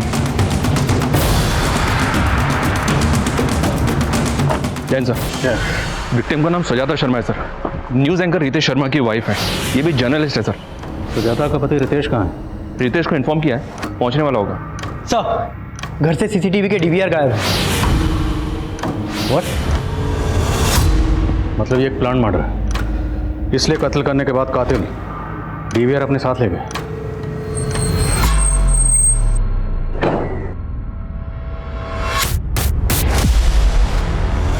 बॉडी को अर्ली मॉर्निंग पड़ोसियों ने देखा। कत्ल शायद रात में हुआ। रात को आप कहाँ थे? देखिए sir, I am a busy man. थक गया था तो रात को स्टूडियो में ही सो गया। और वैसे भी सुजाता 2 दिनों से लखनऊ में थी ही नहीं। सुजाता अगर 2 दिन से लखनऊ में नहीं थी तो कहाँ थी? अमन को माँ के पास छोड़ दिया, काम के लिए जा रही हूँ, 2 दिन लग जाएंगे। मुझे नहीं पता वो कहाँ गई थी। आप देश दुनिया की खबर रखते हैं, लेकिन आपकी खुद की बीवी कहाँ है 2 दिन से, वो आपको पता ही नहीं? देखिए सर, वो अपने सीक्रेट्स मुझसे शेयर नहीं करते थे। कैसे secret? I don't know sir, वो एक जर्नलिस्ट थी और अपना नया न्यूज़ पोर्टल लॉन्च करने वाली थी। शायद ये बात वो मुझसे छुपाना चाहती, एज इफ आई केयर। ये बात जानने में मुझे कोई इंटरेस्ट नहीं था। आपकी बीवी का कत्ल हुआ है, कत्ल किसने किया, क्यों किया, ये जानने में तो इंटरेस्ट होगा आपका। देखिए, घुमा फिरा के बात मत करिए। तो सीधा सवाल पूछेंगे आप मुझसे? जानते हैं ना मुझे, कौन हूं मैं? वीरेंद्र कक्कड़ ने धमकी दी है मुझे। तो आपको लगता है आपकी बीवी सुजाता को वीरेंद्र कक्कड़ ने मरवाया? हिंदी में बोला था मैंने, शायद आपको समझ में नहीं आया। सर, सुजाता को फोन ऑन हुआ, उसने लास्ट कॉल किसी निखिल को किया था रात को 10 बजे। निखिल?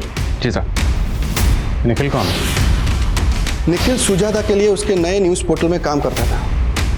इनफैक्ट निखिल और सुजाता वीरेंद्र कक्कड़ के न्यूज़ चैनल में काम कर चुके हैं पहले भी। Sir, I think Virendra Kakkar Nikhil को भी यूज़ कर सकता है।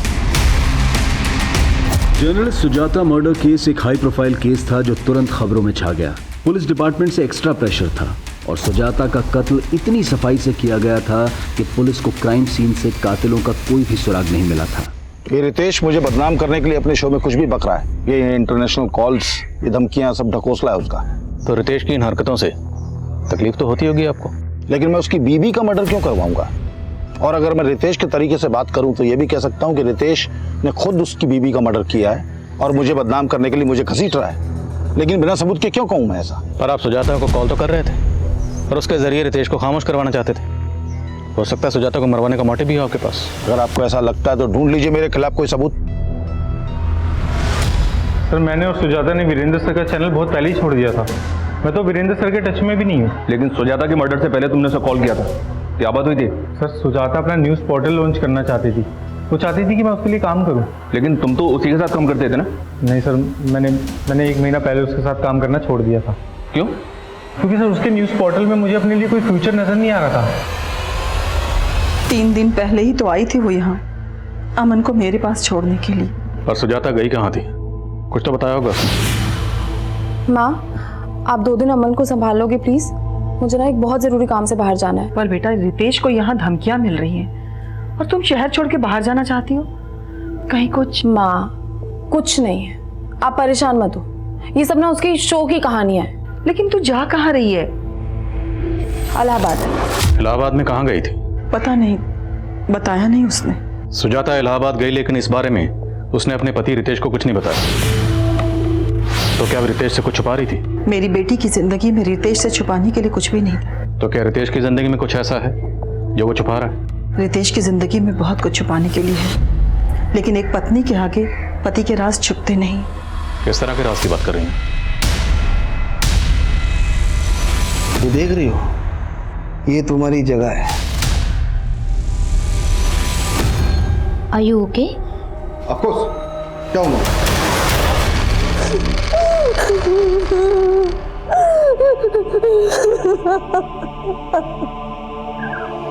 आपकी बेटी गुड़िया को ढूंढने के लिए हमारे एनजीओ से जो भी बन पाएगा वो हम करेंगे।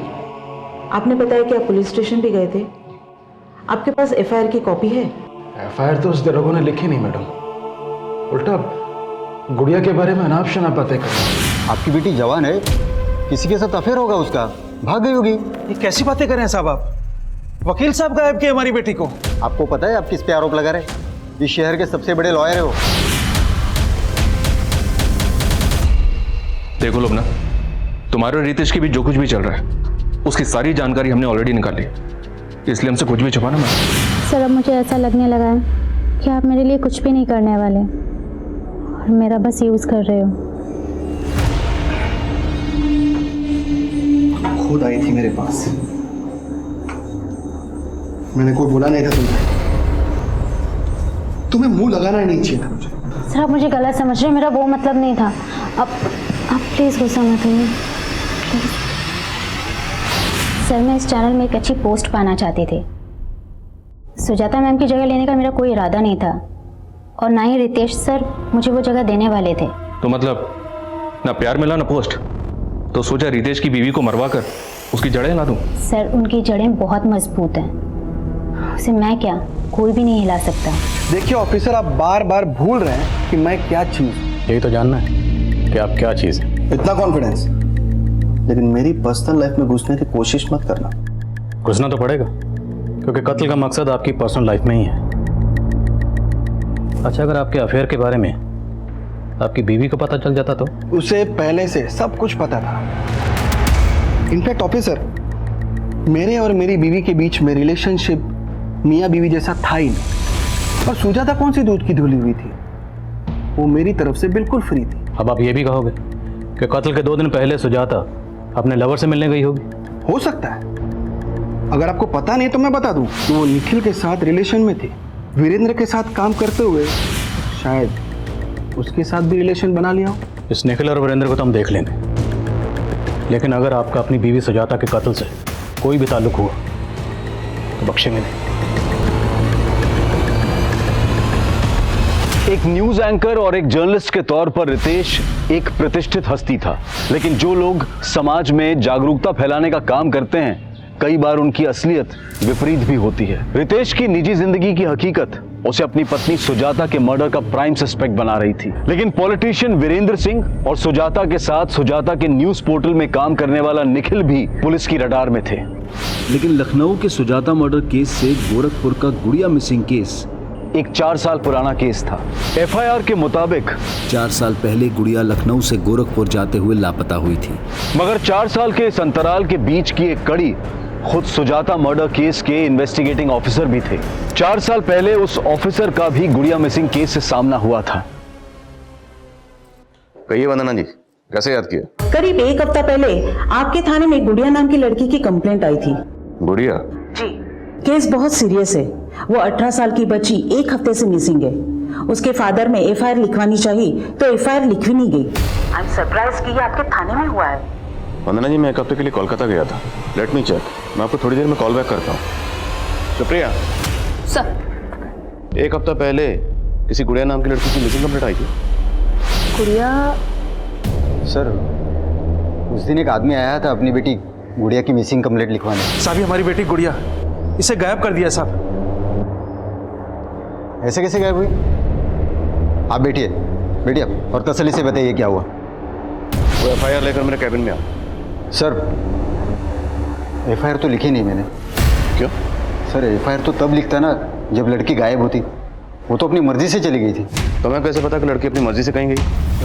लड़की के फादर ने एनजीओ में कंप्लेंट की है और तुमने बिना किसी सीनियर ऑफिसर को कंसल्ट किए खुद ही डिसाइड कर लिया? सर, मुझे लगा कि व्हाट लगा? अब मुझे लग रहा है तो मैं सस्पेंड कर दूं। सॉरी सर, गलती हो गई मुझसे। सुप्रिया, मुझे गुड़िया की पूरी डिटेल चाहिए तुरंत। सर प्लीज मुझे जाने दो, प्लीज छोड़ दो मुझे, प्लीज जाने दो, प्लीज जाने दो मुझे, प्लीज।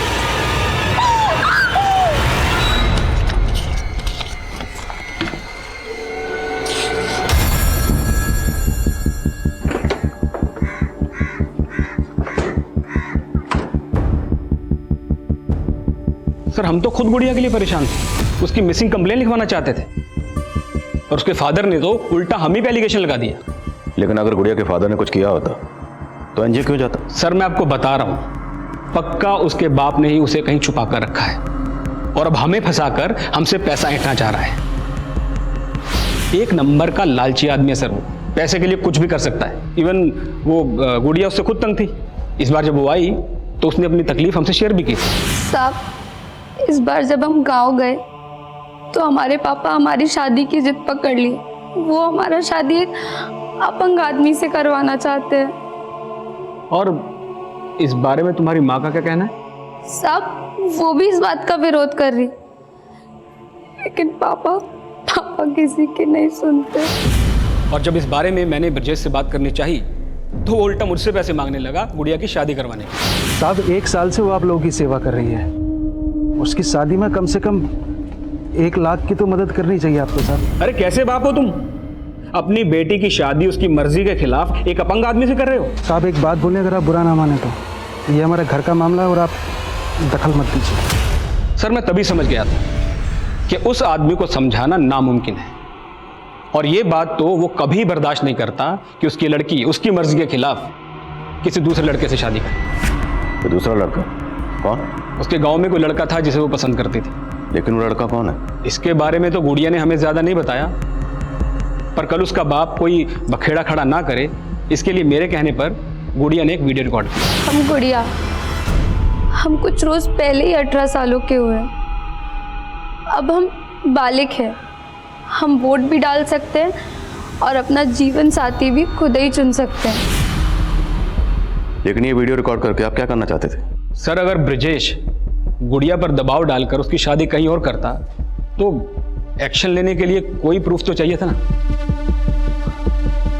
लेकिन अगर आपको गुड़िया के फादर के इंटेंशन पर शक था तो आपने गुड़िया को गांव जाने ही क्यों दिया? सर एक्चुअली गुड़िया अपनी माँ और भाई से मिलना चाहती थी, और वो ब्रिजेश वो तो सर मुझे फेस भी करना नहीं चाहता था, इसलिए इस बार उसको लेने भी नहीं आया।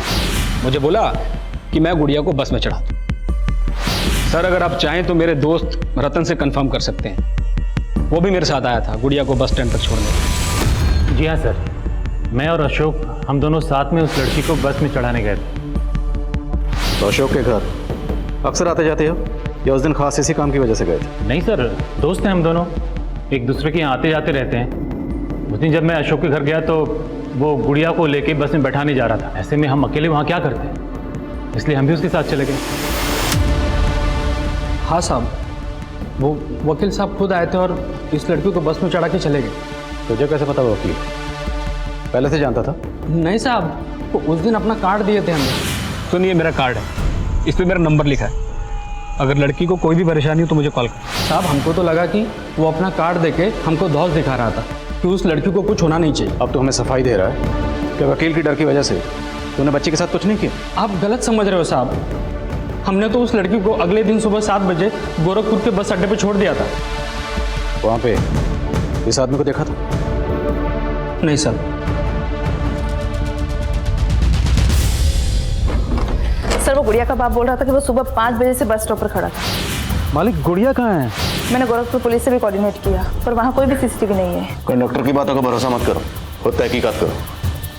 वो लड़का कौन है जिससे गुड़िया प्यार करती है? सर गुड़िया मोबाइल नहीं रखती थी, लेकिन अगर उसका अफेयर था तो भी इसके बाप का मोटिव बड़ा स्ट्रांग है।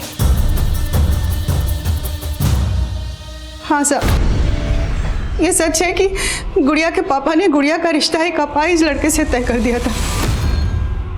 साहब गुड़िया इस रिश्ते से बिल्कुल खुश नहीं थी। गुड़िया किसी और लड़के से प्यार करती थी, वो लड़का कौन है? कोई और लड़का? नहीं साहब, ऐसा कुछ नहीं था। तो फिर आपकी गुड़िया ऐसा क्यों बोल रही है? हम एक लड़के से प्यार करते हैं। लेकिन गुड़िया ने हमें कभी नहीं बताया कि वो किसी और लड़के को पसंद करती है। साहब हमको थोड़े मालूम था गुड़िया किसी का चक्कर था। हमको पहले मालूम होता तुम उसके बाप को शगुन के पैसे नहीं देते। शगुन? कैसा शगुन? शादी के नाम पर अपनी बेटी का सौदा कर रहा था तुम? नहीं साहब। जतिन ने सब बता दिया। तेरी बेटी से शादी करने के बदले में वो तुझे 1 लाख रुपए दे रहा, 25,000 एडवांस भी दे चुका था। शगुन, गुड़िया शादी के लिए राजी नहीं हुई तो उसे गायब करवा दिया? नहीं साहब, वो वकील गायब किया हमारी गुड़िया को। तो तेरी बेटी गुड़िया तेरे खिलाफ क्यों बोल रही है? हम एक लड़के से प्यार करते हैं, पर हमारे पापा जबरदस्ती हमारा शादी एक अपंग आदमी से कर रहे हैं। साहब ये सब कुछ फर्जी है। तू तो सच्चा है ना, तो बोल गुड़िया कहाँ है? हम नहीं पता सर। पता लगाओ जरा। गुड़िया कहाँ गायब थी ये पहेली अब भी बरकरार थी, और पुलिस को वो लड़का भी नहीं मिल रहा था जिससे गुड़िया का अफेयर था। लेकिन 4 साल बाद सुजाता की जिंदगी में रितेश के अलावा भी कोई था। मैं कुछ नहीं छुपा रहा हूँ सर, मैं सच कह रहा हूँ। मेरा सुजाता के साथ सिर्फ प्रोफेशनल रिलेशन था, इसके अलावा मेरी उससे कोई और बात नहीं होती थी। सुजाता ये देखो ना, ये लोगो कैसा लग रहा है? लोगो अच्छा लग रहा है, पर आई फील पोर्टल ना लोगो से फेमस नहीं होता। हमें लॉन्च के लिए कुछ ऐसा मसाला तैयार करना चाहिए ना जो धमाल मचा दे। ये धमाल वमाल सब रितेश को सूट करता है। तुम तो रियलिज्म में बिलीव करती हो ना? करती थी, अब नहीं। मिलाए क्या है मुझे रियलिज्म से? कब से हूं मैं जर्नलिज्म में? And where am I? Ritesh ने कितना पीछे छोड़ दिया है मुझे। You know what, I want to work on my unique project. Ritesh ना मुझे अपने पैरों की जूती समझता है और मुझे उसके पैरों तले से जमीन खिसका दे रही है। सुजाता, इट्स ओके यार। All the details tomorrow. Carry on. मैं तो वैसे भी ऊपर जा रहा था। What carry on? क्या बकवास क्या कर रहे हो तुम? एक्सप्लेनेशन देने की कोई ज़रूरत नहीं हो जाता। सर वो रितेश सबको अपने जैसा समझता है। मैंने आपको पहले बताया नहीं, लेकिन अब आपको बता रहा हूँ। सिर्फ उसकी वजह से ही मैंने सुजाता के साथ काम करना बंद किया, क्योंकि मुझे लगता था कि वो सुजाता का गुस्सा मेरे ऊपर निकालेगा। तुमने बताया कि सुजाता अपने पोर्टल की लॉन्चिंग से ही धमाल मचाने वाली थी। ऐसा क्या हाथ लगा था उसके? I am so excited to meet you this time, क्योंकि इस बार मैं फुली प्रिपेयर्ड हूँ। तुम्हें पता है मुझे वो भी मिल गया है जिसकी मुझे तलाश थी। सर उसके बाद उसका मर्डर हो गया। तो ये सब तुमने हमें पहले क्यों नहीं बताया? सर मैं डर गया था सर मुझे लगा कि वो रितेश इस मर्डर केस में मुझे फंसाने की कोशिश जरूर करेगा। ये निखिल वाकई डरा हुआ है, स्मार्ट बन रहा है। हो सकता है ये भी सुजाता के साथ इलाहाबाद में। लेकिन सर उस दौरान निखिल की फ़ोन लोकेशन इलाहाबाद की नहीं थी, और सर इलाहाबाद से एक इन्फॉर्मेशन मिली है कि सुजाता इलाहाबाद के किसी न्यू शांतनु होटल में ठहरी हुई थी। मनीष, तुम खुद इलाहाबाद जाओ और पता करो कि सुजाता वहाँ किस किससे मिली। निखिल के मुताबिक वो किसी न्यूज़ को लेकर एक्साइटेड थी। अगर ऐसा है तो उसके फ़ोन या लैपटॉप से कोई ना कोई लीड मिल सकती है। पुलिस को फिलहाल सुजाता के लैपटॉप, कंप्यूटर्स और फोन से ऐसा कोई डेटा नहीं मिला था जो सस्पिशियस हो, लेकिन पुलिस इन सब का डिलीटेड डेटा भी रिट्रीव कर रही थी। पर क्या पुलिस इस एंगल पर काम करके अपना वक्त जाया कर रही थी? सुजाता मर्डर केस एक हाई प्रोफाइल केस था और पुलिस अच्छी तरह से जानती थी कि अगर वो जल्द ही किसी नतीजे पर नहीं पहुंची तो ये केस उनसे छीनकर सेंट्रल इन्वेस्टिगेटिव एजेंसी को भी दिया जा सकता है। इसलिए पुलिस काफी दबाव में काम कर रही थी। लेकिन एक गरीब लड़की गुड़िया का केस जो पिछले 4 साल से लापता थी, वो बिना किसी नतीजे के बैकलॉग में था और गुड़िया के गरीब परिवार की हर गुहार अनसुनी कर दी गई थी।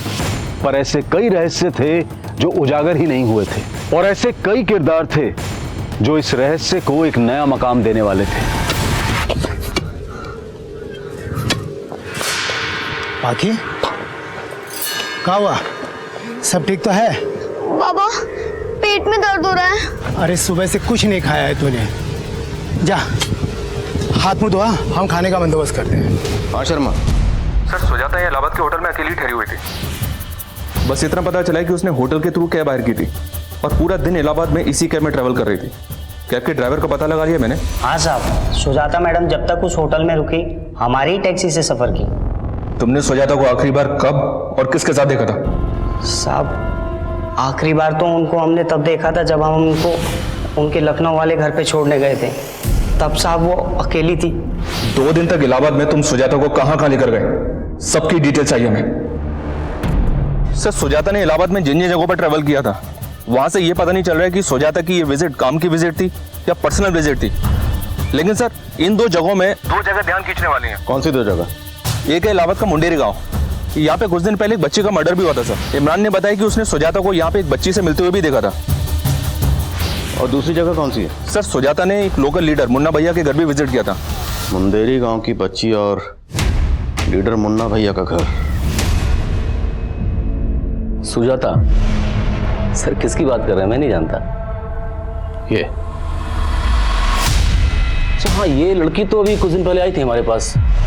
इसका कुछ न्यूज़ पोर्टल लॉन्च कर रही थी, तो उसके सिलसिले में वीडियो बाइट चाहिए थी हमारी उसको। हमने सुना है कि वीरेंद्र कक्कड़ के न्यूज़ चैनल को जो पार्टी फंडिंग कर रही है उसको आप सपोर्ट कर रहे हैं। और वीरेंद्र कक्कड़ सुजाता मर्डर केस का सस्पेक्ट है, तो कहीं आपके और वीरेंद्र के बीच में कुछ? सर कैसी बात कर रहे हैं? देखिए सर, हमें निर्दलीय, कल किसी और पार्टी की सरकार आ जाएगी, हम उसके साथ चले जाएंगे, उसको सपोर्ट कर देंगे। अब इस वीरेंद्र कक्कड़ से हमारा कोई मतलब नहीं है। नहीं साहब, हम नहीं जानते इनको। ये औरत एक पत्रकार थी, लखनऊ में रहती थी, न्यूज़ एंकर रितेश शर्मा की वाइफ। सोचिए शायद कुछ याद आ जाए। रितेश शर्मा सुने तो है साहब। हाँ साहब, एक बार हमारी बेटी ना रितेश शर्मा के बारे में बात तो कर रही थी।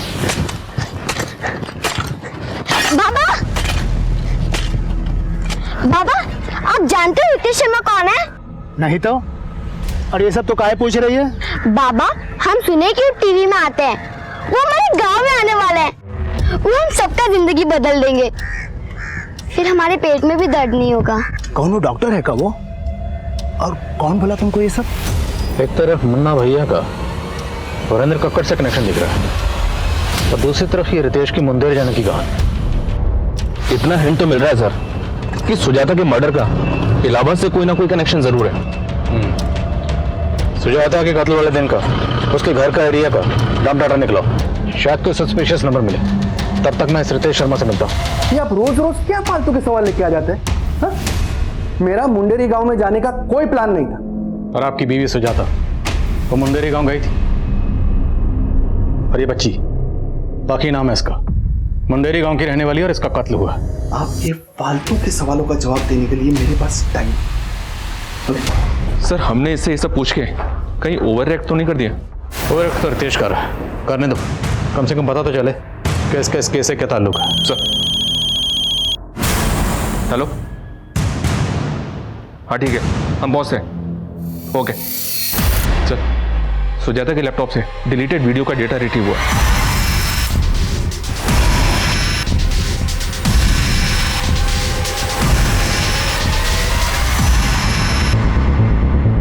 काफी औरतें और बच्चियां इस वीडियो में, और शायद आदमियों को भी बंदी बनाकर रखा गया।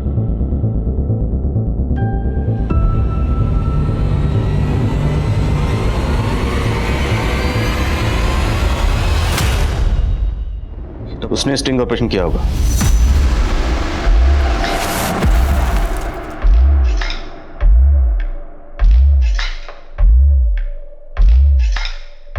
तुम तीनों लड़की गाड़ी में बैठो, चलो।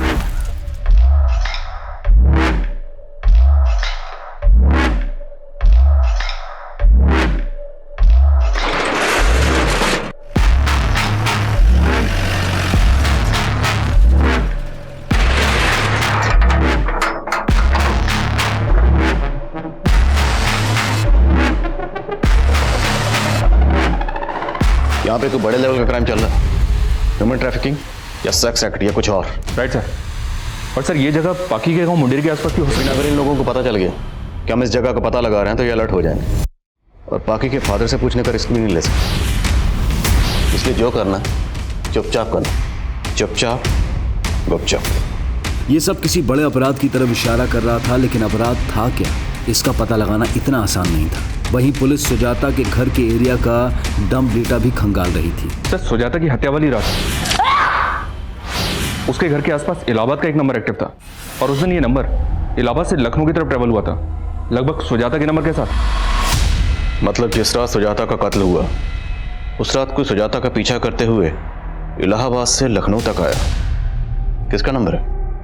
ये सर रतन सिंह नाम है इसका, ये मुन्ना भैया का भांजा है, पता किया मैंने। आई थिंक मैंने इस बंदे को पहले भी कहीं देखा है। नाम क्या बताया? रतन सिंह।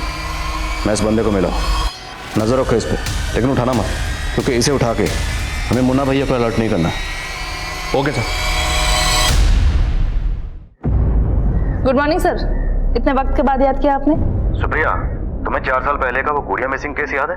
उसी दौरान मैं ट्रांसफर हो गया था। जी सर वो केस तो अभी भी अनसॉल्व है और उसके बारे में अब तो बात भी नहीं होती। मुरली, उस केस के जितने भी सस्पेक्ट हैं मुझे सबकी फोटो चाहिए, भेज सकते हो? बिल्कुल सर।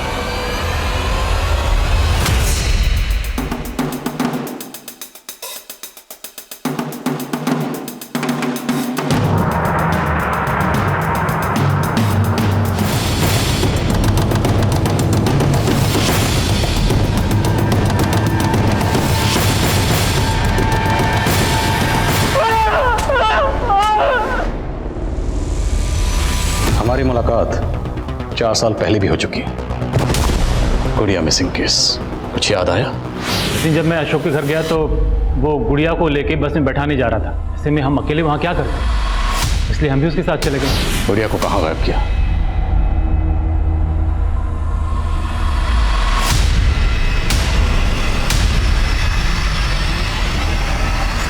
मैं गुड़िया को कोई नुकसान नहीं पहुंचाना चाहता था सर, लेकिन उसे मुन्ना भैया से नहीं बचा पाए। मुन्ना भैया कॉन्ट्रैक्ट अगर एक बार मिल जाए ना। कौन है?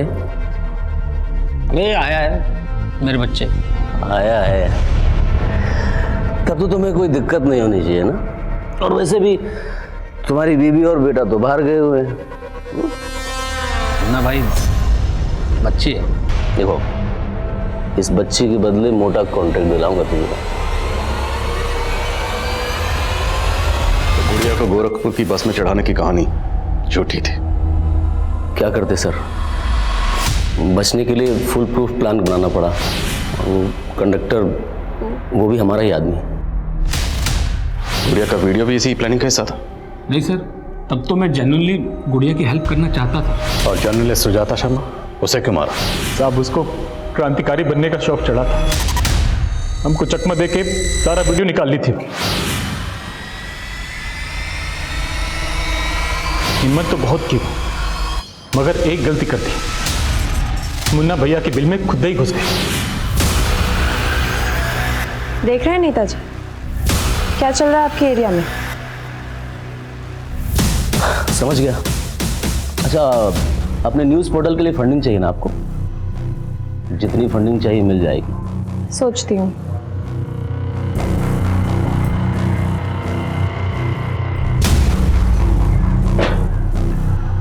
ए मामा, हमको नहीं लगता यहाँ पर ये फंडिंग के लिए आई थी। इतना सब कुछ रिकॉर्ड करके लाई है। अभी जो आप बात किए ना, वो भी रिकॉर्ड कर ली होगी, ताकि आपको ऑन द फेस आरोपी दिखा सके। तो बड़ी चंट निकली रे। बोलिए तो यहीं पर मार के काट दें। काम करो, इसे इसके शहर में जाके मारो।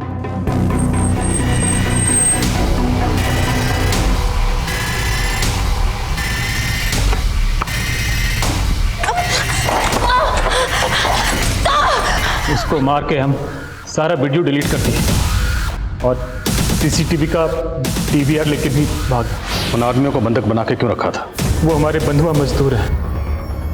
खेती का इतना जमीन है, मजदूरों का हमेशा समस्या बना रहता है। इसलिए हम लोग गांव के भूखे गरीबों को 2 वक्त खाना और मजदूरी का झांसा देके फंसा लेते हैं और उनको बंधुआ बना के मजदूरी कराते हैं साहब। औरतें और बच्चियां, उनसे क्या करवाते थे? और तो और